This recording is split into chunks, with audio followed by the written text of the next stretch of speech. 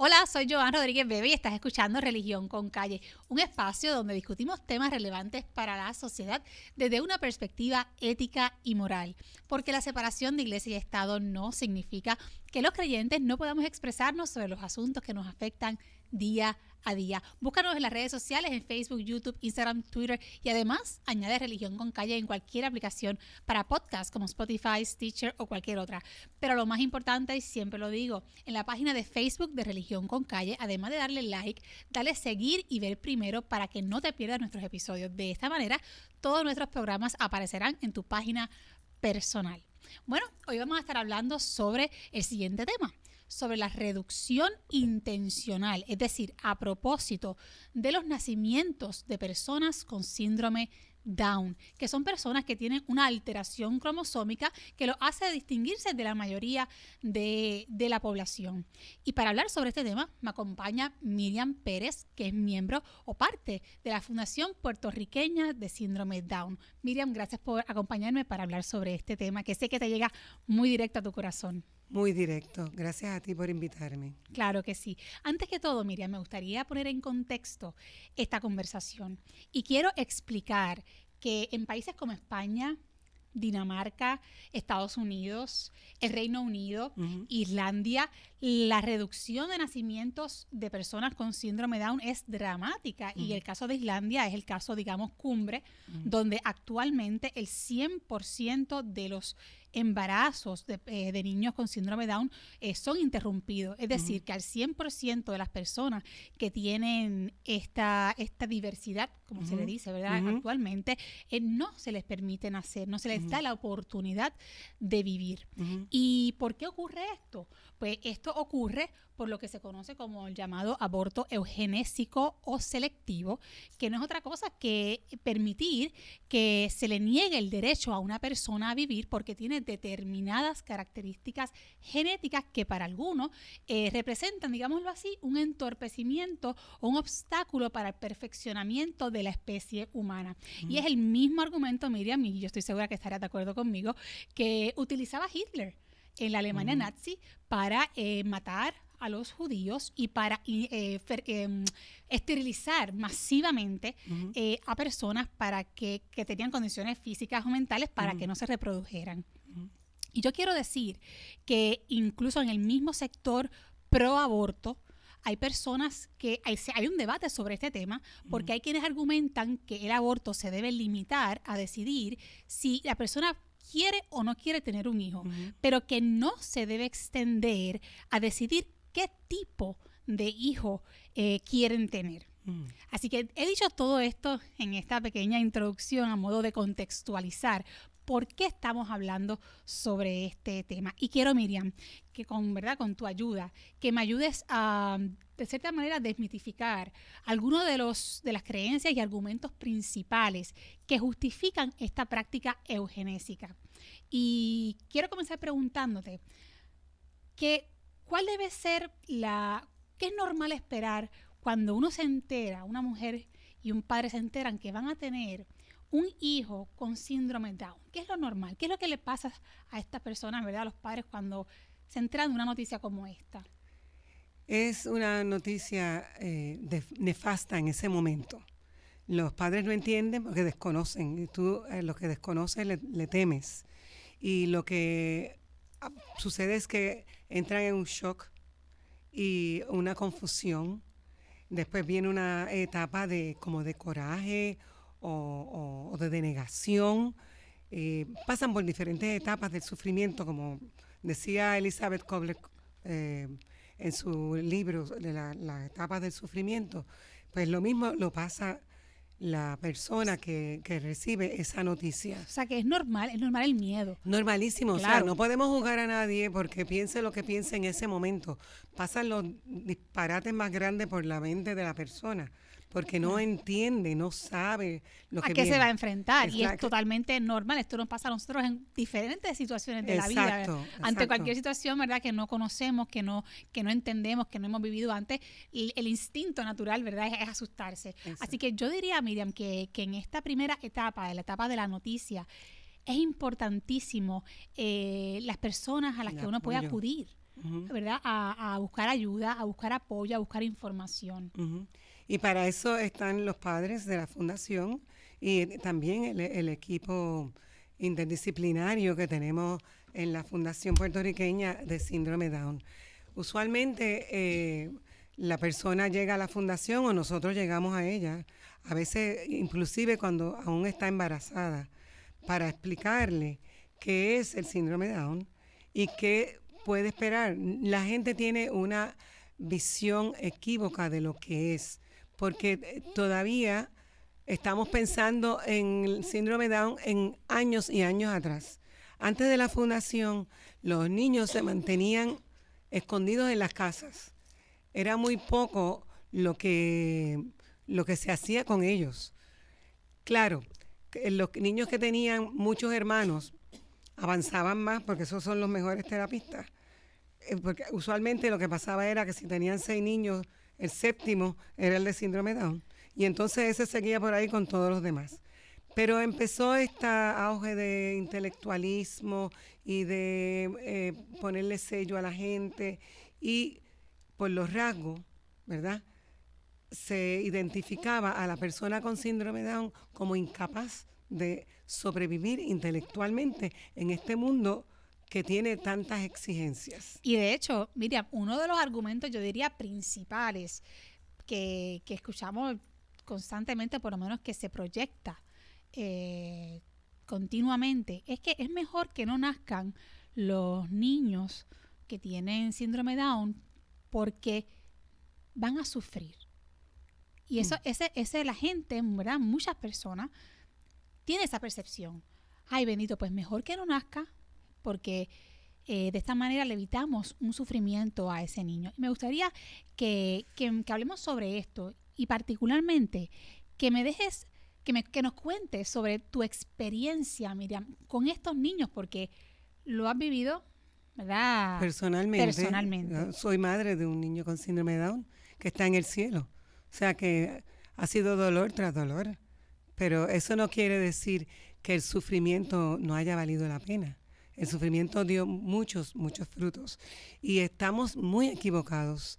Los niños con síndrome de Down, puede ser que al principio te dé un sufrimiento. Y entonces ahí estamos nosotros para ayudarte. Pero a medida que va pasando el tiempo y tú vas viendo cómo va desarrollando ese niño, que ya no es como se concebía antes, de que no puede hacer nada, que se tiene que quedar en casa, que qué va a pasar después que yo me muera, que no puede trabajar, que no se puede casar. ¿Cómo es ahora? ¿Cuál es la experiencia en la vida, en la práctica? No, la experiencia en la práctica, y se ve la diferencia de los jóvenes que nacieron hace más de 30 años atrás, o 35, que ¿verdad? La fundación tiene más, porque la fundación antes era la Sociedad Puertorriqueña de Síndrome de Down, y cambió a la fundación por pedido de la persona que administraba, o la entidad que administraba el dinero que nos otorgó la compañía DuPont. Cambió por eso, pero esos jóvenes antes que tienen ahora 35 años, tú puedes ver la diferencia de los jóvenes que vienen ahora. ¿Ves? Los que ya están... ¿Cómo se palpa? Pues se palpa porque, mira, primero que hablan mejor, se expresan mejor, pueden coordinar bien sus ideas, estudian, ¿Trabajan? leen, escriben, hacen deporte y trabajan. Y no es solamente...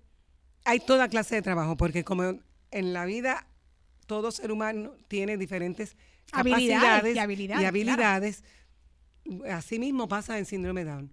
Este joven desarrolló una habilidad para hacer el trabajo tal, digamos que está en Burger King, como hay muchos, o en McDonald's, para no haya competencia, ¿verdad? Y puede lo mismo ser la persona que limpie como la persona que atiende, porque sí lo hay.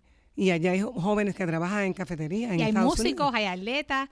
No, te cuento, no me canso, puedo estar aquí todo el programa diciéndote que hemos traído medallas, montones de medallas de las Olimpiadas Especiales. Son buenos en bowling, son buenos en tenis, son buenos en natación. Todos los deportes hay un joven o más de un joven destacado en ese deporte. A quien diga que no son felices, ¿qué le diría?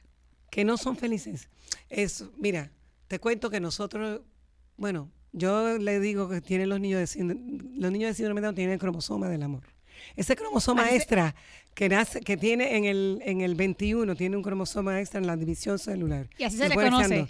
Bueno, nosotros allá le llamamos así, los niños del cromosoma del amor, porque ellos siempre están contentos, siempre tienen un chiste, son nobles, son dignos, son capaces y son capaces de hacerte reír. No te niego que como todo ser humano en algún momento le puede dar un coraje. Claro. Se puede disgustar. Y sufren también, ¿no?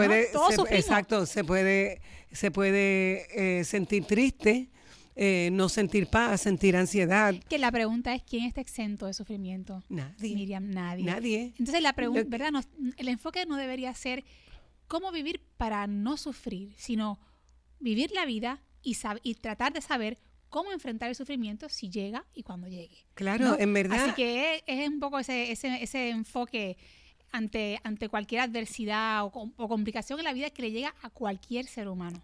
Independientemente de condición, de salud, estrata social, raza, etnia, ¿no? Así que ese tema del sufrimiento es interesantísimo y más adelante en otro episodio además, me encantaría tocarlo. Se puede ser hasta feliz en el sufrimiento. Exactamente. Se puede ser feliz en el sufrimiento. Cuando tú sufres, te lo digo por experiencia, y te lo digo con la experiencia cuando tuve mi niño. En mi jardín siempre florecía una flor, como que era cada 6 meses esa flor. Y a mí me parecía muy bonita. Cuando yo estaba en esa etapa del shock y del sufrimiento, yo vi esa flor más hermosa que nunca. Algo le pasa al alma que se sensibiliza y ve más allá de lo que usualmente una ve. Y además, tu filiación divina se hace más patente. Tú sientes a ese Dios que vive en ti en ese momento y no te sientes sola.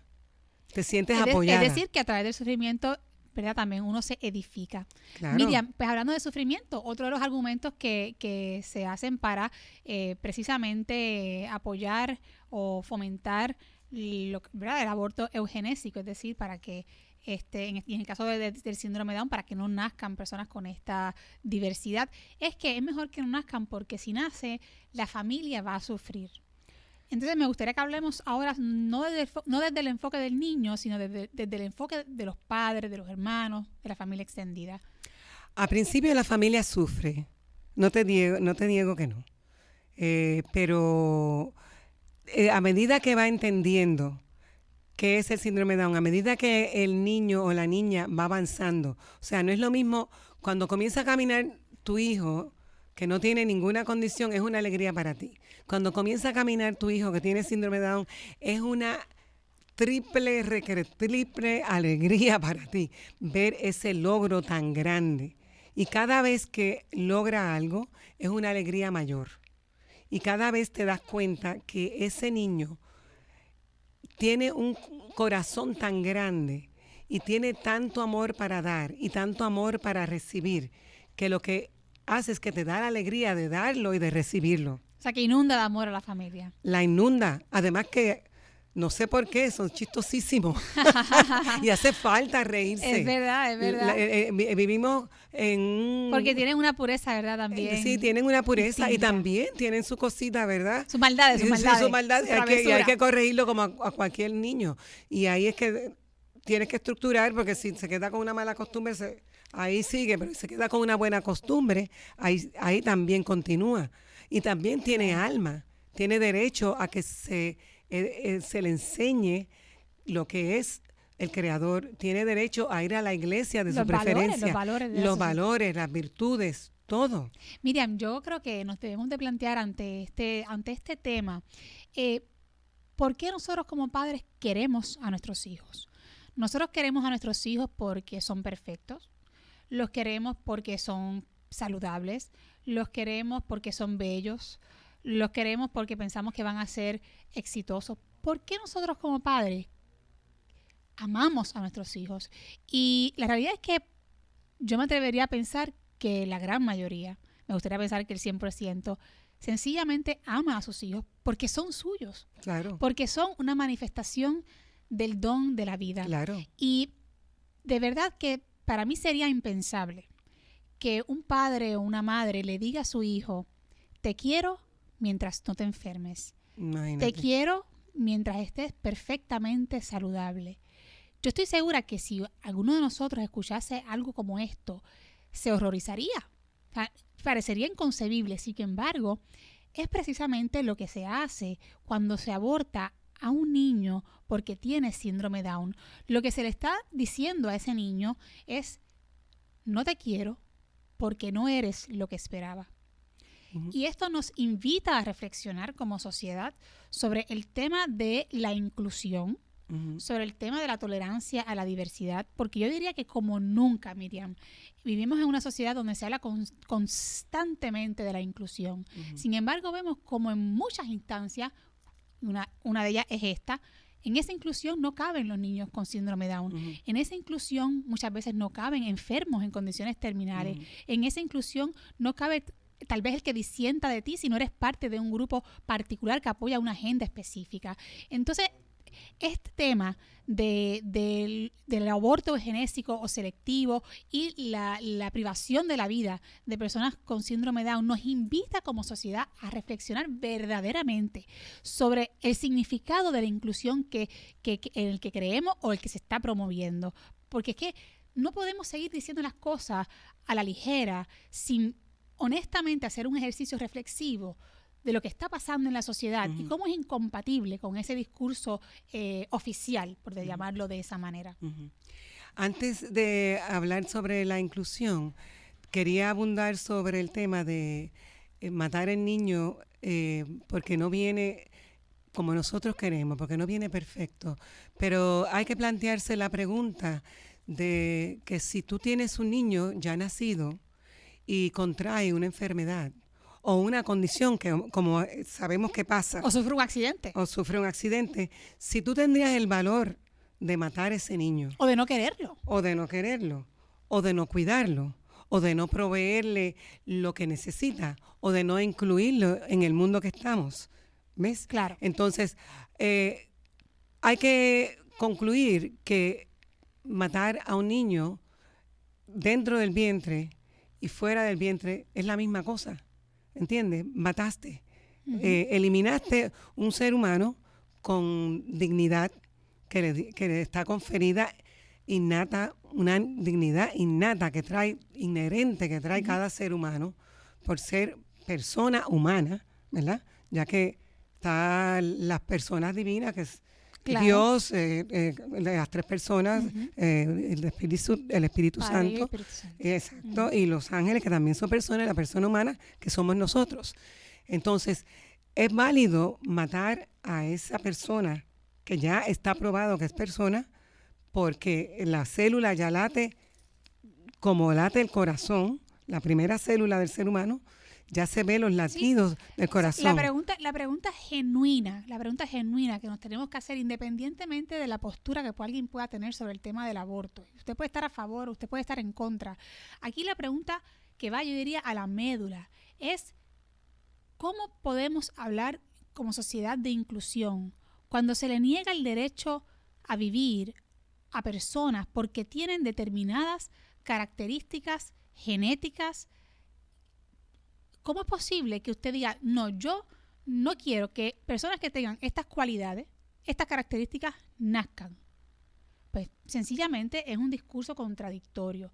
Pero más importante aún, y tal vez, ¿verdad? Ahí ibas comentando, es que también nos tenemos que plantear cuál es posible que podamos decir que una vida vale más que la otra. Eso es realmente algo que se pueda afirmar, que una vida sea más valiosa que otra porque posea determinadas cualidades.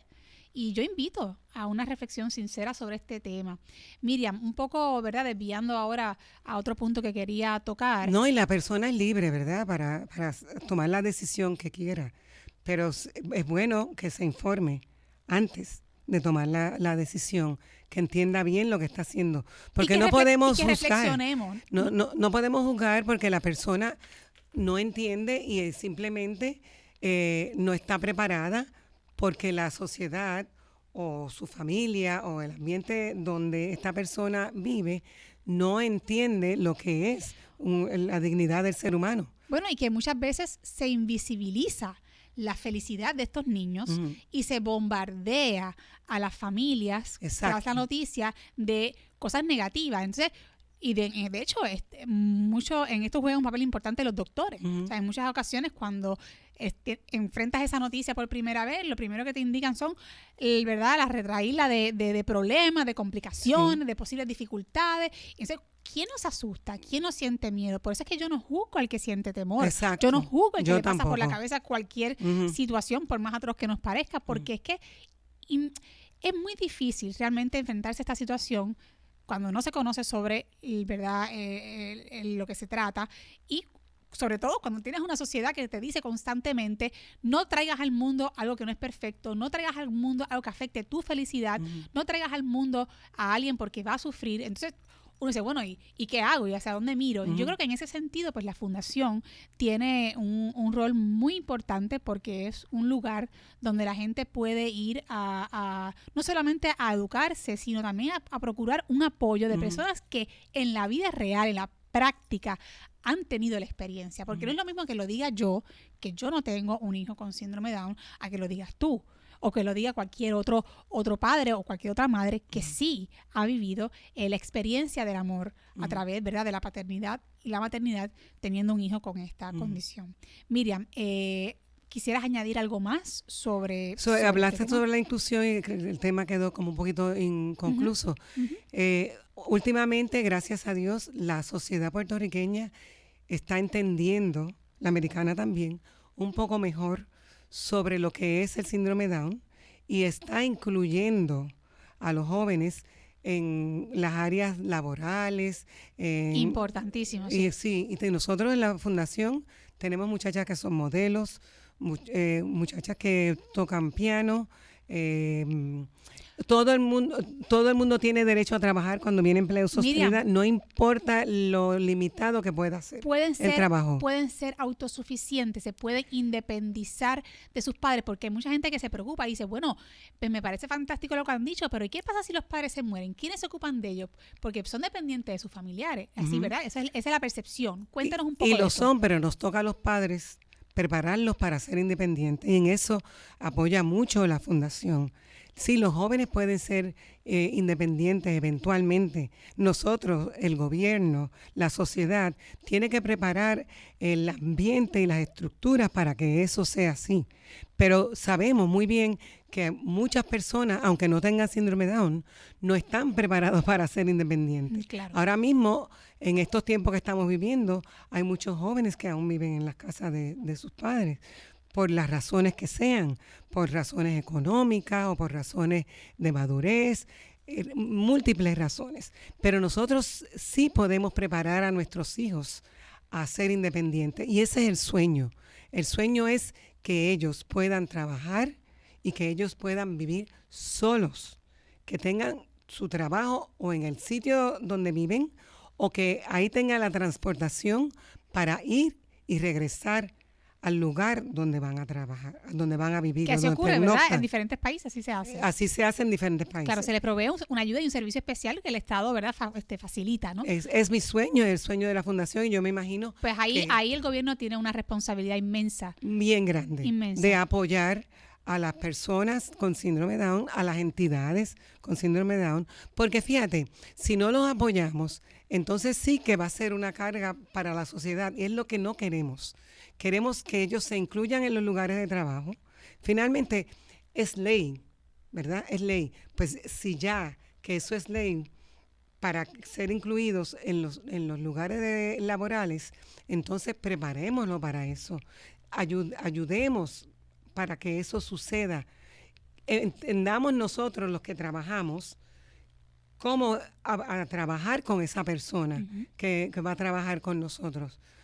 Porque si como quiera es ley, como quiera tenemos que trabajar con ellos, pues mira, vamos a hacerlo bien. Un deber, ¿verdad?, de la sociedad y un deber moral personal. Claro. Miriam, yo sé que prontamente van a tener una actividad en la fundación. Sí. Me gustaría que le dejes saber al público de qué se trata. Bueno, vamos a tener un simposio el 5 de octubre Luego va a haber como un tipo de fiesta por la cuestión de la austeridad que estamos viviendo para celebrar los 30 años. Eso va a ser más adelante, que será en diciembre. Ok. Y si quieren, ¿verdad?, más información, ¿tienen alguna página de internet?